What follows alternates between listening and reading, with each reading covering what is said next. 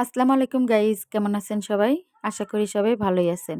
আজকে সকাল থেকেই ভিডিওটা স্টার্ট করলাম। তো সকালের নাস্তা বানাচ্ছি। আজকে নাস্তায় আছে পরোটা আর ডিম ভাজি। একটা সত্যি কথা কি জানেন? আমার না ভয়েস দিতে একটুও ভালো লাগে না।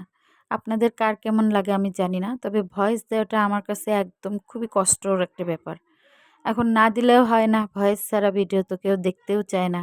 অনেক সময় ভিডিও আমার এডিট করাই থাকে, কিন্তু ভয়েস দেওয়ার কারণে ঠিকঠাক ভিডিও আপলোড দিতে পারি না। দেখা যায় ৩ দিনের আগের ভিডিও আজকে হয়তো ভয়েস দিয়ে ছাড়তেছি। এখনও ২-৩টা ভিডিও আমার রেডি আছে। এই ভয়েস দেওয়ার অভাবে দিনের ভিডিও দিনে দিতে পারি না। দেখা যায় আজকের ভিডিও ৩ দিন পরে যাচ্ছে। আচ্ছা বন্ধুরা, আপনারা সত্যি করে একটা কথা বলবেন তো, আপনাদের ভয়েস দিতে কেমন লাগে ভিডিওতে? ভালো লাগে নাকি আমার মতোই খারাপ লাগে? কমেন্টে জানাবেন। তো যাই হোক, আমি কিন্তু পরোটাগুলো ভেজে নিয়েছি আর এখন ডিম ভেজে নিচ্ছি। আমার অলরেডি নাস্তা তৈরি শেষ। আমি আপনাদের ভাইয়াকে খেতে দিয়ে দিলাম। সে আবার আমার পাশেই বসেছিল, তাই তাকে আগে দিয়ে দিয়েছি। আর ছেলের ঘরে গিয়ে ছেলের খাবারটা দিয়ে দিলাম। ছেলে বিছানায় বসেই খেয়ে নিচ্ছে।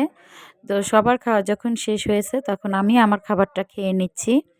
আজকের ওয়েদারটা তেমন একটা ভালো না। দেখছেন রোদ ওঠেনি এখনো, অথচ এখন প্রায় ১০টা বাজে। তো কালকের কিছু ভিজা কাপড় ছিল, আমি বালতিতে করে রাত্রেবেলায় ঘরে রেখে দিয়েছিলাম। শুধু আজকে নয়, আজকে ২-৩ দিনই হলো ওয়েদারটা তেমন একটা ভালো না। একবেলায় যদি রোদ ওঠে আর একবেলায় বৃষ্টি না হলেও মেঘলা মেঘলা হয়ে থাকে। এই জন্য কালকের এই ভিজা কাপড়গুলো শুকায়নি। আধা শুকানো হওয়ার পর আমি ঘরে রেখে দিয়েছিলাম। এখন আবার বাইরে নেড়ে দিলাম।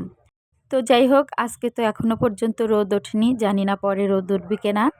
তো এখানে আমি ভাত বসিয়ে দিয়ে তারপরে আমার ছেলের বিছানাটাকে ঠিক করে নিচ্ছি। আর যারা এর আগের ভিডিওগুলো দেখেছেন আমার, হয়তোবা জানেন আমি এখন গ্রামেই থাকি। আর গ্রামে একটু সাইডে কথা টথা হয়, যার কারণে ভয়েস দিতে গেলে একটু বাহিরের সাউন্ড চলে আসে। সবাই প্লিজ একটু ম্যানেজ করে নেবেন। আর ভিডিওটা যদি ভালো লাগে তাহলে লাইক কমেন্ট করে পাশে থাকবেন। আর যদি বেশি ভালো লাগে তাহলে একটা শেয়ার দিয়ে দিবেন প্লিজ। জানেন না কত কষ্ট করে যে ভয়েস দিচ্ছি। পাশের বাড়িতে বিয়ে হচ্ছে, ওখানে অনেকটা পরিমাণ কথাবার্তা চলছে। তো ওনারা যখন একটু কথা বলা বন্ধ করে আমি তখনই ভয়েস দেওয়া শুরু করি। আবার ওনারা যখন কথা বলা শুরু করে আমি তখনই ভয়েস দেওয়া বন্ধ করে দিই। তো আপনাদের সাথে কথা বলতে বলতে আমি কিন্তু আমার ছেলের বেডটা গুছিয়ে ফেলেছি আর এখন চলে আসলাম রান্না করতে। আজকে আমি রান্না করব পটল ভাজি আর সাথে কিছু পুঁটি মাছ ভেজে নিব। গ্রামে থাকার কিন্তু একটা শান্তি আছে, তরতাজা সবজি খাওয়া যায়, তরতাজা মাছও খাওয়া যায়। তো আমরা গ্রামে আসার পর একজন আমাদের বাড়িতে এসে বিকালবেলা মাছ দিয়ে গিয়েছে, অনেকগুলা পুঁটি মাছ। তো সেই মাছগুলোকে আমি কেটে ফ্রিজে রেখেছিলাম। আজকে তার থেকে কিছুটা পরিমাণ নিয়ে ভেজে নেব।